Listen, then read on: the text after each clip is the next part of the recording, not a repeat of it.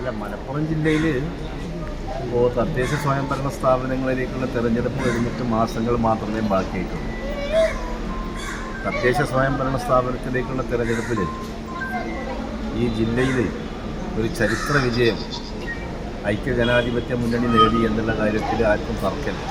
ഇത് ഞങ്ങൾ നേരത്തെ പറഞ്ഞതാണ്. മാത്രമല്ല, ഈ ജില്ലയിൽ നടന്ന എല്ലാ ഉപതെരഞ്ഞെടുപ്പും നിലമ്പൂരടക്കം തദ്ദേശ സ്വയംഭരണ സ്ഥാപനത്തിൽ വന്ന ഇടക്കാല തെരഞ്ഞെടുപ്പുകളിലൊക്കെ തന്നെ ജില്ലയിൽ ഒരു വലിയ മുന്നേറ്റം ഉണ്ടാക്കുവാൻ ഐക്യജനാധിപത്യ മുന്നണിക്ക് സാധിച്ചിട്ടുണ്ട്.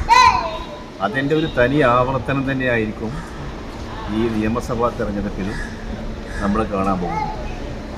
16 നിയമസഭാ മണ്ഡലങ്ങളിലും ഐക്യജനാധിപത്യ മുന്നണി വമ്പിച്ച ഭൂരിപക്ഷത്തിന് ജയിക്കും. അതിൽ യാതൊരു സംശയമില്ല. ആ നിലയിലുള്ള പ്രചാരണ പ്രവർത്തനങ്ങൾ ഈ ജില്ലയിൽ നടന്നിട്ടുണ്ട്. ഇടതുപക്ഷത്തിന് ഒരു സീറ്റ് പോലും ഈ മലപ്പുറം ജില്ലയിലെ ഒരു നിയമസഭാ മണ്ഡലത്തിൽ ലഭിക്കുകയില്ല എന്ന് വളരെ അർത്ഥശങ്കക്കിടമില്ലാത്ത വിധം ഞങ്ങൾക്ക് പറയാൻ സാധിക്കും. ഞാൻ ഈ തെരഞ്ഞെടുപ്പ് പ്രചാരണ പ്രവർത്തനങ്ങളിൽ 16 നിയമസഭാ മണ്ഡലങ്ങളിൽ പോയ ആളാണ്. ആ തെരഞ്ഞെടുപ്പ് പ്രവർത്തനങ്ങൾ ശക്തമായിട്ട് നിരീക്ഷിക്കുകയും ആവശ്യമായിട്ടുള്ള പ്രചരണ പ്രവർത്തനങ്ങൾക്ക് നേതൃത്വം കൊടുക്കുകയും ചെയ്ത ആളാണ് എന്നുള്ള നിലക്കാണ് പറയുന്നത്. ഈ 16 നിയമസഭാ മണ്ഡലങ്ങളിലും ഐക്യജനാധിപത്യ മുന്നണി വലിയ ഭൂരിപക്ഷത്തിൽ ജയിക്കാൻ പോവുകയാണ്.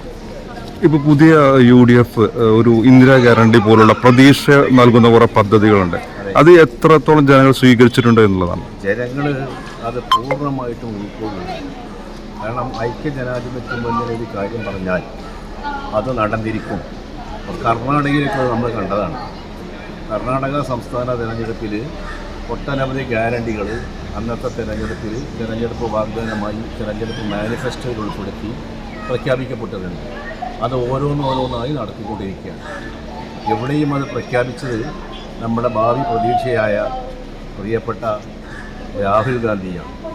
അദ്ദേഹം പ്രഖ്യാപിച്ച ഓരോ പദ്ധതികളും കൃത്യമായിട്ട് നടപ്പിലാക്കും. അത് കഴിയുന്നതും സാധാരണക്കാരെ ലക്ഷ്യം വെച്ചുകൊണ്ടാണ് ഈ പദ്ധതികളൊക്കെ പ്രഖ്യാപിക്കപ്പെട്ടിട്ടുള്ളത്. അടിസ്ഥാന വർഗത്തിൻ്റെ മോചനമാണ് ആഗ്രഹിക്കുന്നത്. എന്നും സാധാരണക്കാരുടെ കൂടെയാണ് ഐക്യജനാധിപത്യ മുന്നണി. അവരുടെ